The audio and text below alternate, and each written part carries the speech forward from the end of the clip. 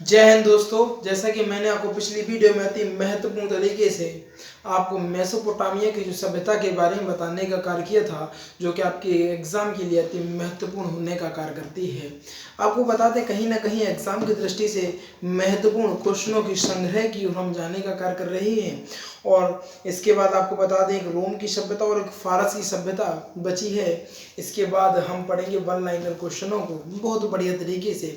मैंने आपको बताया था कि मैं आपको डिटेल में तथा वन लाइनर दोनों में सारी चीज़ें पढ़ाने का कार्य करूंगा, जिससे कि आपके जीवन में कष्ट उत्पन्न ना हो।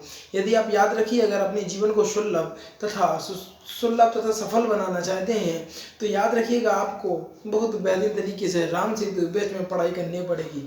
यदि आप राम सेतु बैच में पढ़ने का कार्य करते हैं तो कहीं ना कहीं आप जीवन में बहुत आगे बढ़ने का कार्य करते हैं। आप इससे क्या होता है, आप अपनी हिस्ट्री नहीं, ये कहते नहीं है, इतिहास से बहुत कुछ सीखने को मिलता है। यदि आप अपने इतिहास संभाल लेंगे, इतिहास को समझ लेंगे कि इतिहास में क्या गलती है और उन्हीं गलती को आप नहीं दोहराते हैं, तो कहीं ना कहीं आप अपने जीवन में विपक्षता की ओर तथा आगे बढ़ने का कार्य करते हैं। चलते हैं सीधा टॉपिक पर। आपको मैं बता दूं, आज अपनी जो सभ्यता है जिसको नाम है मिस्र की सभ्यता, जो कि अति महत्वपूर्ण सभ्यता होने का कार्य करती है। आपको मिस्र की सभ्यता के बारे में बहुत सारी बातें मैं बताना चाहता हूँ, ये आप लोग सुनिएगा। याद रखिएगा, मिस्र की ऐसी सभ्यता है भैया जी, मिस्र की ऐसी सभ्यता है जो कहीं ना कहीं अपने आप में एक बहुत बड़ा रोल प्ले करने का कार्य करता है। तो भैया जी, मिस्र की जो सभ्यता थी वो रासायनिक रूप से बहुत आगे थी। यानी साइंस की, अगर आप केमिस्ट्री की बात करें, यानी रसायनों का उन्हें बहुत अच्छा ज्ञान था। यह बात उससे सिद्ध होती है, आपको पता होगा कि बहुत सारी ममियाँ निकलती हैं मिस्र के पिरामिडों में। आपको ममियाँ देखने को मिलती हैं। उन ममियों के ऊपर एक लेप लगा होता है और वह पट्टी से बंधी या कपड़े से लिपटी हुई होती हैं। और जब उन पट्टियों को खोला गया, देखा गया, तो आज तक वह जो बॉडी है ना, बहुत बेहतरीन तरीके से सुरक्षित रहने का कार्य करती है। मिस्र की सभ्यता की अगर बात करें तो 2100 ईसा पूर्व की बात है। कब की बात है भैया जी, समझिएगा। इतनी बड़ी सभ्यता है और इतनी बड़ी बात है, कहीं ना कहीं इसी के बारे में आज हम पढ़ने का कार्य करेंगे और आपको प्रत्येक बात डिटेल से बताऊंगा मैं। याद रखिएगा, आप लोग रेगुलर बने रहिए। और इस बात को मैं बता दूं, regularity is the most important. अगर आप अपने जीवन में कोई भी काम रेगुलर करते हैं तो कहीं ना कहीं आप विजय का परचम लहराने का कार्य कर रहे होते हैं। एक बहुत बेहतरीन सी मैं आपको बात बताना चाहता हूँ, वीकली रिवीजन तथा नोट्स बनाने से आप कहीं ना कहीं और लोगों से आप आगे बढ़ने का कार्य कर चुके हैं। बढ़िया से याद रखिएगा। पढ़ते हैं आज हम मिस्र की सभ्यता। मिस्र की सभ्यता आखिर क्या होती है और यह सभ्यता में क्या बताना चाहती है, इसके बारे में, प्रत्येक शब्द के बारे में हम जानकारी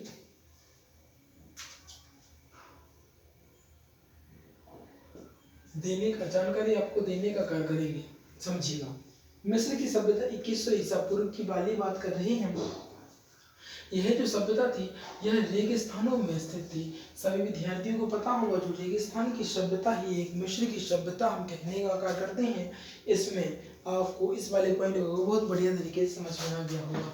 अगर हम आपको इस सभ्यता के बारे में आगे आप बात करें तो इस सभ्यता नील नदी की देन कहते हैं। इस सभ्यता को क्या कहते हैं? नील नदी की देन भी कहते हैं। नील नदी की देन कहते हैं भैया जी, अगर कोई सभ्यता बसेगी तो वहाँ पर आपको क्या आवश्यकता रहेगी? भोजन की, पानी की, है ना। तो पानी की जो व्यवस्था थी, इस प्रकार नील नदी का जो पानी हुआ करता था, वही पानी पीने का कार्य करते थे वो लोग। और आपको बता दें, इसीलिए हम नील नदी को मिस्र की सभ्यता की देन कहा जाता है। इसके बात करें, इस सभ्यता का जो विकास है, इस सभ्यता का अगर विकास की बात करें तो यह कहाँ पर कहना सर जी? फिरौन के नेतृत्व में किया गया था। इस सभ्यता का जो विकास है फिरौन के नेतृत्व में किया गया था। इस सभ्यता में पिरामिड तथा सूर्य कैलेंडर तथा मम्मी का विकास हुआ था। याद रखिएगा, समय पिरामिड का आविष्कार, महत्वपूर्ण क्वेश्चन तो यहाँ से बन जाता है भैया जी। ऐसा आखिर कैसे हो सकता है कि एक बहुत बड़ा पिरामिड एक ही पत्थर को, इतने बड़े बड़े जो पत्थर हैं, रेगिस्तान में वह पत्थर कहीं देखने को नहीं मिलते हैं। और कहीं ना कहीं अंदेशा होता है कि जो हमारा इतिहास है कहीं ना कहीं बहुत बेहतरीन लेवल का हुआ करता था। आज हमें अपने इतिहास की पता कुछ भी जानकारी नहीं है। आज हर कोई आपको बताता है आपके इतिहास में क्या है, क्या रखा है भारत में, जबकि बता दें भारत एक अखंड भारत हुआ करता था। जहाँ देखो सिर्फ भारत का साम्राज्य हुआ करता था। अशोक की बात करें, हम शिवाजी के समय की बात करें, भारत को एकत्रित करने का कार्य किया। और जो मिस्र जो सभ्यता थी वो पिरामिड की अगर हम बात करें तो पिरामिड ऐसे पिरामिड भाई उस 21वीं सदी में 2100 ईसा पूर्व में 2100 ईसा पूर्व में भैया जी बनाना इम्पॉसिबल था। कहाँ से, ना इतनी टेक्नोलॉजी हुआ करती थी ना इतना। तो कहीं ना कहीं हमें ये अंदाज़ा होता है कि जो हम टेक्नोलॉजी आज सीख रहे हैं कहीं ना कहीं उनको पहले ही उस टेक्नोलॉजी के बारे में बहुत बेहतरीन सा ज्ञान हुआ करता था। हम शायद उन चीज़ों को पकड़ नहीं पा रहे हैं अभी, जिससे उन्होंने समझिए पिरामिड बना दिया यार। सोचो ना यार, जेसीबी मशीन, ना बड़ी बड़ी मशीन है, ना कटर वटर। और यार इतनी बड़ी मशीन लाते तो लाते कहाँ से होंगे, गाड़ी भी नहीं थी पहले तो, ट्रक व्रक भी नहीं चलते थे। सोचिए, थोड़ा सा सोचने का विचार है, एक महत्वपूर्ण विचार है जो आप सोच सकते हैं अपने जीवन में। लेकिन फिर भी पिरामिड देखिए आप इतने गजब के।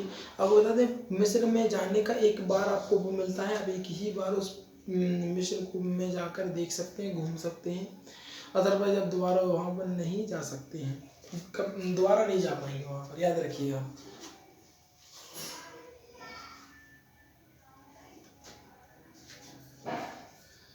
इसके बाद बात करें यहाँ पर पिरामिड तथा सूर्य का कैलेंडर तथा मम्मी का विकास मिला। सूर्य का कैलेंडर समझिए पहली सभ्यता थी जो कि सूर्य के कैलेंडर को विकसित करने का कार्य कर रही थी, और कहीं ना कहीं इन्होंने सूर्य की सभ्यता को विकसित किया था, याद रखिएगा। और मम्मी तो आपको बता चुके हैं, मम्मी भी यहाँ पर विकसित हुई थी। उन लोगों का पता क्या मानना था, उन लोगों का यह मानना था, सोचा जा रहा है पुरातत्व शास्त्रियों के द्वारा, अलग अलग किताबों में अलग अलग तथ्य आपको यहाँ पर देखने को मिलता है।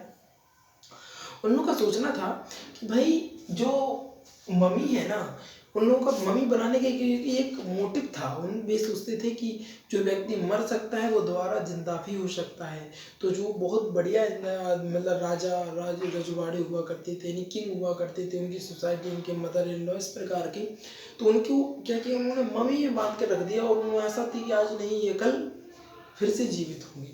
इसी आशा के साथ उन्होंने पिरामिड तथा मम्मी को बनाने का कार्य किया।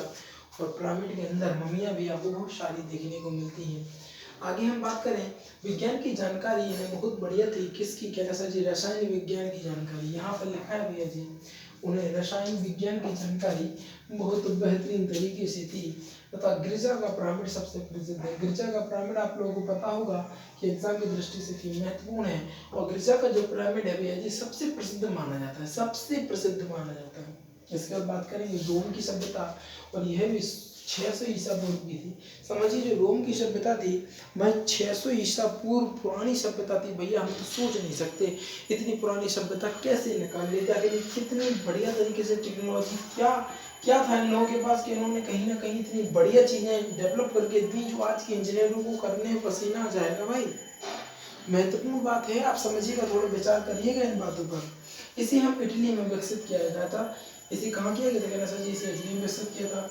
इन्होंने पूरे भूमध्य सागर का अधिकार कर लिया था। सोचिए बिना कोई इंस्ट्रूमेंट के इन्होंने पूरे भूमध्य सागर पर अधिकार करने का कार्य किया था, कितनी बड़ी बात है इस सभ्यता की। यह सबसे विकसित सभ्यता थी। यह सभ्यता कौन सी, कहना सर जी, रोम की जो सभ्यता थी यह सबसे विकसित सभ्यता थी। आज भी इस सभ्यता के अवशेष हमें सुरक्षित बचे हुए मिलते हैं, क्योंकि ये सबसे क्या थी, सबसे विकसित सभ्यता थी। और सुरक्षित इसलिए मिलते हैं भैया जी, कोई भी चीज़ होगी अगर हम विकसित हों किसी चीज़ को प्रोटेक्ट करने के लिए प्रोटेक्टर जरूर बनाएंगे। जैसे कि मान लीजिए कंपनी है जिसने मोबाइल बनाया और वह बहुत चाहता है कि नहीं आगे लंबे टाइम तक चले, तो उसके लिए ग्लास भी बनाएगा, उसके लिए कवर भी बनाएगा। चीज़ें क्या है, सुरक्षित रहने का कार्य करती हैं। तो वहीं पर यह सुरक्षित के अवशेष हमें देखने को मिले तथा पर्यटन का एक आकर्षण केंद्र भी यह बनने को मिला। इस सभ्यता के दो सबसे बड़े राजा, इस सभ्यता के दो सबसे बड़े राजा थे। एक का नाम था जूलियस सीजर एवं अगस्टस, ठीक है ना। ये दो राजा थे जो कि प्रमुख हैं। एग्जाम की दृष्टि से इन पे अति महत्वपूर्ण लिख लीजिएगा। और यहाँ पर कहना सर जी आप तो लिख ही दोगे, हाँ भैया जी हम लिख ही देंगे क्योंकि हमें पता है, ठीक है। अरे भैया याद भी याद आ जाता पता चीज है। इसके बाद अगर हम नोट के बारे में बात करें तो जूलियस सीजर की हत्या धोखे से कर दी गई थी। उनके मंत्रिमंडलों द्वारा करवा दी गई थी उनकी हत्या। पता है इतिहास में बहुत खतरनाक तरीके से है। इतिहास हमें सिखाता है कि आप अपने रोम पर भी भरोसा नहीं कर सकते हैं। कब कौन व्यक्ति कहाँ सर क्या कर दिया आपको पता नहीं चलेगा। अब समझिए जूलियस सीजर जो था ना, उसकी हत्या उसके मंत्रिमंडलों ने नहीं कर दी, मंत्रिमंडल ने। ज़्यादा बड़ी बात नहीं करें हम, झांसी की जो रानी थी, उनके जो हस्बैंड थे नहीं गंगाधर राव नेवालकर, उनकी जान के दुश्मन उनकी माता, खुद उनकी माताएं हुआ करती थी यार। कितनी बड़ी, भाई भाई का नहीं है। गद्दी पर मुगलों देखो, बाप को मारा फिर बेटा बैठा, बेटे को फिर बाप को मारा फिर बेटा बैठा। इस प्रकार मानसिकताएं लोगों की भैया पहले ही सब कुछ दिखा दिया जाता है। सोचिए किस प्रकार की वो थी। और कहीं ना कहीं इस प्रकार यह हमें शिक्षा देती कि आप अपने रोम पर भी भरोसा नहीं कर सकते हैं, कब गिर जाए कुछ कह नहीं सकते।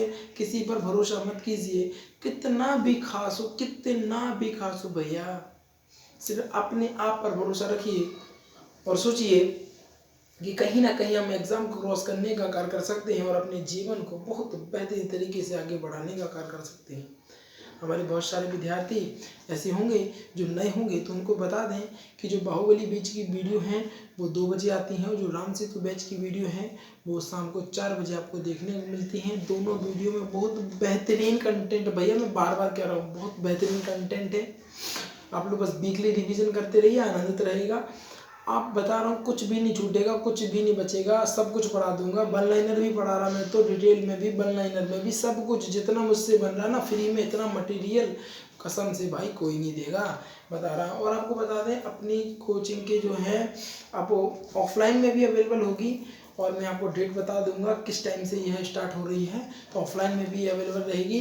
और ऑफलाइन के लिए आपको बता दें एड्रेस सत्यम कॉलोनी, बड़ा गाँव गेट बाहर, ब्रह्म कुमारी आश्रम के पास, GK GS कोचिंग आपको फ्यूचर एकेडमी XYZ के नाम से देखने को मिलेगी। यहाँ पर भी आपको ऑफलाइन में भी आपको पढ़ाया जाएगा कंटेंट में, लेकिन दोनों जगह बहुत दम है, आनंदित रहिएगा।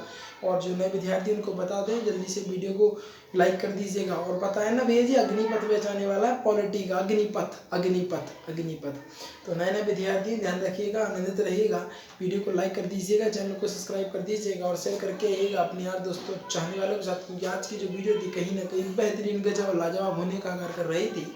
इन्हीं चंद शब्दों के साथ विदा लेना चाहूँगा। थैंक्स फॉर वॉचिंग, आनंदित रहिएगा अपने जीवन में। इसका स्क्रीनशॉट ले लीजिएगा आप लोग, ओके।